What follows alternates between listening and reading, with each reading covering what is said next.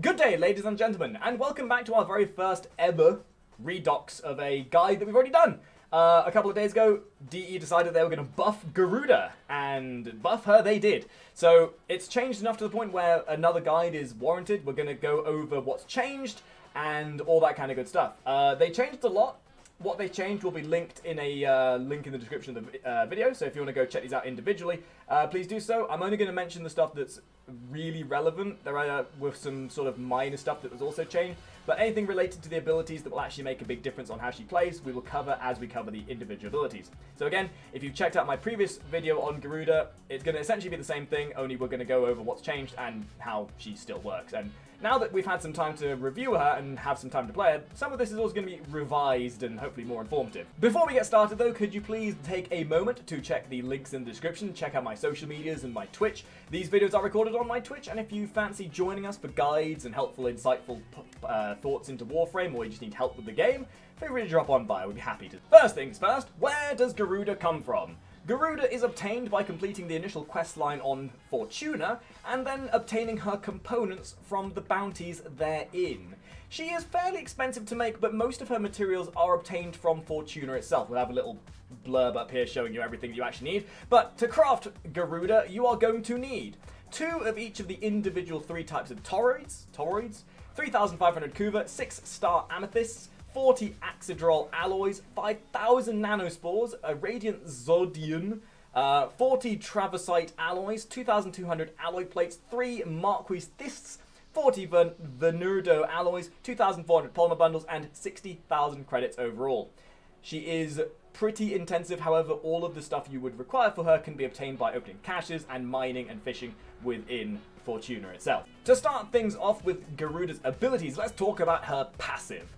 Garuda's passive is a very simple buff. The less health Garuda has, the more damage buff she gains, stacking up to 100% of your base. The more overall health you have, the bigger this buff can become. You can never drain your health below 2 though, so it doesn't stack once it goes below 2 health. So for example, if you deal damage to yourself or your health goes down, at 50% of your health, you have 50% of said passive buff.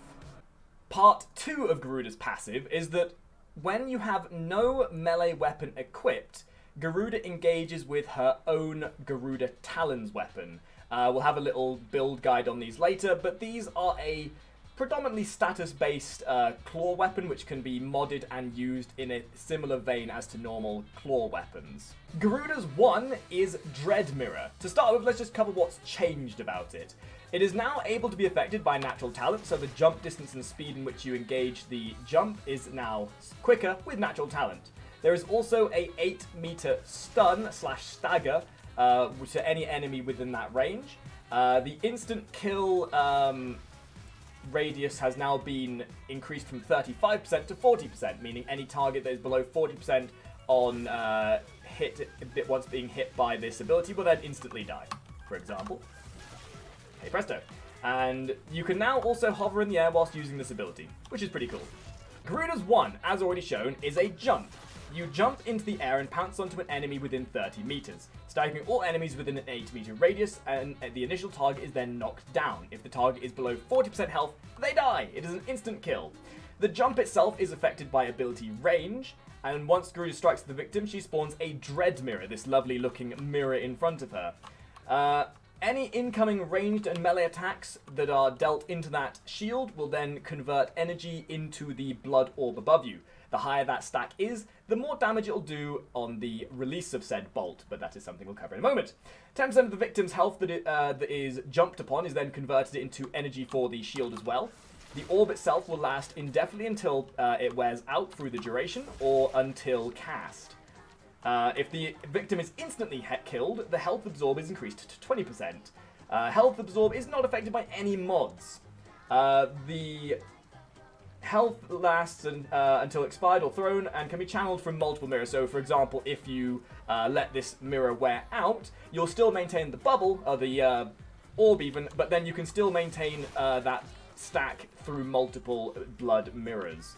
The damage multiplier of this is affected by power strength, and the actual duration of the blood orb and mirror is affected by power duration. Holding down your 1 causes Garuda to channel this orb like a Kamehameha. The longer you hold this, the bigger the stack will get. She will drain 50 energy per second to continuously increase the absorbed damage by 50% of the currently stored damage value per second. Releasing the ability will send the blood orb off, causing stored damage as impact status effect damage within a 10-meter radius. The charge energy drain per second is affected by ability efficiency. Charge damage per second is not affected by any mods. The explosion radius is affected by ability range, and charging in midair, as I said earlier, will cause you to stay in the air for a few seconds as well, which is quite nice. So, in short, the way you would use this ability is very simple. You would cast it on an initial target to generate the shield. You would then use it defensively to hold off enemies going towards you, to also then build up the stack of your shield as well. Bearing in mind that when you bump into an enemy with this, it also then causes them to stagger as well. And then once you feel as though you've built up enough of a stack, you can then channel this ability and send the enemies flying. It's a very powerful ability. This can stack almost indefinitely based on how your build is and based on your power strength. Building power strength will allow this ability to become much more potent. And it's something that can also allow you a lot of versatility about traversing a map. So, for example, if I wanted to get out of here right now, I could then run away and then jump back in and do all that sort of other stuff. And now that it's got that stagger on the end, that little change is giving you a little bit more room to make some errors if you jump into a bunch of enemies that may be too high level for you, or that might have alternatively one-shot you. Garuda is not intentionally meant as a high damage frame, but there is power potential if you build it up long enough, much like Nyx in some way. Blood Altar is Garuda's second ability. The initial changes to this are very simple. Much like the one, now has an 8-meter stagger / stun on initial impact. Not tremendously hard-hitting, but it's nice to get that little bit of breathing room upon the initial hit of it. The healing radius has now also been increased from 6 meters to 8 meters, and thus scales with range more efficiently.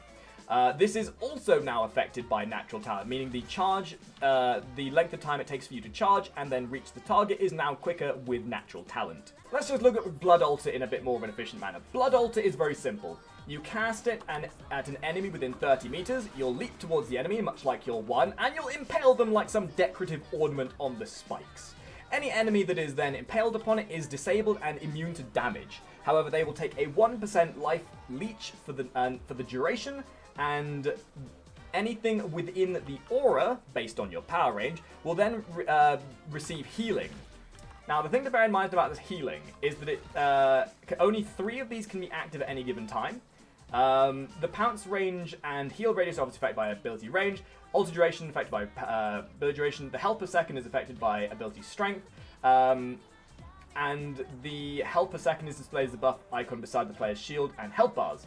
The actual amount of health you regenerate is somewhat also based on efficiency. So if you build for a small amount of efficiency, you can then gain that health back in a much more quick manner. So this is a very good ability to have up at any given time. You can subjectively help your allies as well as other people around you. Having 3 of these up at any given time, you're never going to die. So if we just deal a lot of damage to yourself, you can see that the health is regenerating incredibly quickly. Something to keep in mind is that the health regenerated is based on 25% of the player's overall health. So the more health you have, the quicker the health is going to regenerate. So building Garuda for more health will regenerate more health. So again, that adds to the potency of this heal. And again, if you have something like Inaris in the group, they're going to absolutely love you. Bloodletting is Garuda's 3. This hasn't been changed, but have you ever considered that life isn't worth living? Have you ever considered that maybe you just didn't want to deal with the tribes and tribulations of day-to-day life? Well, now you can use your 3 to try and end it all. But like a Metallica concert, it just never seems to work. This ability will not allow you to drop below 2 health. However, every time you cast it, it sacrifices 50% of your overall health and converts a portion of that to energy over time. The amount of health taken is always 50% of your overall health, so building more health mods will allow you to sacrifice more health, regenerating more energy. The energy gain is the listed percent of the maximum energy, including mods.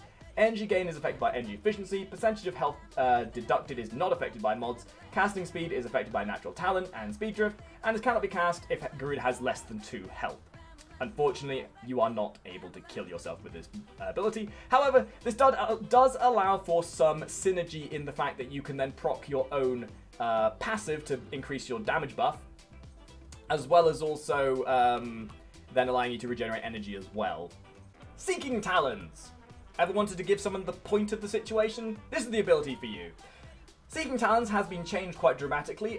The reticle growth rate has now been increased by 33%. The charge rate of this has now also been quickened at the beginning of the cast and then slows down over time. It has also had an increase in the minimum number of Seeking Talon size from 15 degrees to 25 degrees, reduced the maximum Seeking Talon charge size from 120 degrees to 95 degrees, and the charge Seeking Talons, you can also charge this whilst in the air, much like your one, to stay airborne for a short moment of time, which is pretty cool looking. You look like you're about ready to cast a Kamehameha at people. Garuda's 4 is a bit of a complicated one, but is a very powerful ability. Garuda, when casting your 4, releases Seeking Talons. Upon pressing your 4, it will begin a channel, which will begin a reticle that will grow over time. This is affected by natural talent, so if you have natural talent equipped, this reticle grows much quicker. This will charge up until a maximum of 95 degrees, and once released, will send out 8 projectile spikes that will penetrate targets in the general trajectory of the spikes. Enemies between anything between the enemy and the trajectory of the projectile will also then be impaled and deal a lot of bleeding damage over the course of the duration. Range does increases up to 60 meters once charged. Projectiles can't be obstructed by objects, and the damage is affected by power strength. Range, minimum number, maximum charge sizes, and number of projectiles are not affected by mods. But again, this is also now affected by natural talent, which is extremely useful. Enemies inflicted by Seeking Talons will be marked by Garuda's mark. Any enemy with Garuda's mark will subsequently take more damage from Garuda's 1, as well as taking additional slash-based damage from Garuda, any other alternative damage source. So for example, if we go at an enemy with the 4, and then we use Ignis, for example, there is a 50% chance that any damage dealt will trigger as a slash proc. This can then work in synergy with other weapons such as Ignis, where everything is going to be quite widespread, or any other weapon of that nature. The actual status chance is affected by ability strength. This caps at 100% with 200% status This caps at 100% status chance once built with 200% power strength. So 200% power strength is sort of like that butter zone to get the most potency out of her 4. The duration of the mark is affected by ability duration as well, so that's something to keep in mind when building for this. The 4 is not initially intended as DPS on its own, although it can do very good damage initially, especially seeing as the damage is not obstructed by objects, and it can then affect targets that are affected by anything traveling through the projectile. So using this in cohesion with your 1 and then other weapons is a very useful thing to do. Not to mention there is a slight snagger, and the bleed damage that is done afterwards is also quite nice to lead on from that. Let's take a quick look at Garuda's Talons, shall we? These are a predominantly slash-based weapon. They have a total damage of 72 slash damage with a crit chance of 10%, a crit multiplier of 2%, status chance of 30%, slide attack damage and wall attack damage of 216. They have 2 initial polarities and a stance polarity. Now, these weapons are very powerful. They're a little bit slow off the initial starter, but however, with a decent build, these are very, very powerful. I myself have found this build to work quite nicely. I have tried some crit hybrid builds, and they do work to an extent. However, a status build of this nature seems to work incredibly well. Are these better than other claw weapons out there? I think not, but they are very powerful in themselves. And having an extra weapon that goes with Garuda as well, it's just one of those things that can add to her potency. And with a decent viral build, maybe with Weeping Wounds and Condition Overload, even with a very blasé build, if you're new to the game and you've only just picked up Garuda and you may not have all the mods in the game, she is incredibly powerful. And the second you start building up your modifier, so, I mean, we didn't even have it out there for a second. So the second you start building up your modifier with something like Condition Overload and you've got Viral on there, the damage you're able to deal is quite intensive. I would say have a bit of a fiddle with the way this weapon works, as it is probably one of the only claw weapons in the game that is a bit more versatile than most others. But it's a very fun weapon. I would say give it a try if you haven't already. Very quickly, and last but not least, the builds. The 2 initial builds that we showed off last time haven't changed that much. This build here specifically is the DPS build. Same sort of thing. We've changed it onto 2 Arcane Furies to make use of her melee damage. And again, it's all focusing on power with that vitality to boost her health up to give more energy efficiency.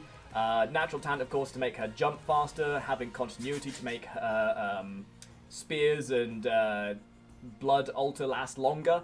That flow to make sure you have that excess amount of energy that you can regenerate. Transient fortitude again for more power strength, more power strength. You want to hit that 200% power strength butter zone to make sure your 4 is as potent as possible. This one is going to allow you to make use of your 1 and your 4 in synergy with each other very, very powerfully. The second build, which is the utility build, has had a minor tweak to it made. Again, we've gone for double arcane fury just for that potency and the melee damage. And then we have natural talent on there now instead, just to make use of the speed in which you can jump between targets using your 2 and your 3, as that is what you are going to be prioritizing with this build. There's a bit more health on this one, just to make use of the amount of health you're going to be regenerating. There's a bit more range by comparison to the previous build, as well as a little bit more efficiency. You still want a bit of power strength on there to try and hit that 200% power strength butter zone, just to make sure if you are going to use your 4, you still get that guaranteed status proc from it. And we do have another build, which unfortunately I haven't been able to perfect just yet, but this is the generalization of a survival build. Natural talent is almost a must, I believe, on any of her builds at this point. Quick thinking, with ideally you would want a flow in place of either intensify or something else. This build doesn't specifically relate on using her 4 or her 1, but this is one that you would use just to stay alive as much as possible. This is by no means a finished or perfect build. You would want to have quick thinking because you're always going to be regenerating energy. You have mitigation through Gladiator Aegis, along with the added benefit of the set bonus. You have as much health as possible. There is an alternative here as well. Instead of quick thinking, you could use Vigor for that extra health as well. Ideally, you would want Cunning Drift maybe maxed out to get a little bit more of a larger ring on your 2. And then just a bit of efficiency to make life easier. Again, this build is really not perfect yet, but this is the beginnings of something you could aim towards. Unfortunately, it does take a bit of a step away from the normal forming that you would do with, say, for example, her DPS or utility build, but this has been very useful in doing content of level 100 and up, especially so long as you keep up. The general aim of this build is you want to keep up your blood altars as much as possible, and as long as you keep those up, you're not likely to die, especially with quick thinking, being able to buffer for in case you do take fatal damage. And a lot of this can be played around with. You don't need everything on here. The thing that would be mandatory in most of these builds would be natural talent. Everything else is up to you to play around with and see what works for you. Quick thinking can be in each of these builds as well, because you're going to always have a lot of energy. But I hope this guide has been useful. Again, this has obviously been a rework guide, so we've only really briefly covered everything. If you think I've missed something, or that you have a suggestion of your own, then leave a comment in the comment segment below the video, and hopefully you've enjoyed it. And hopefully we'll see you in the next video. Ta-ra!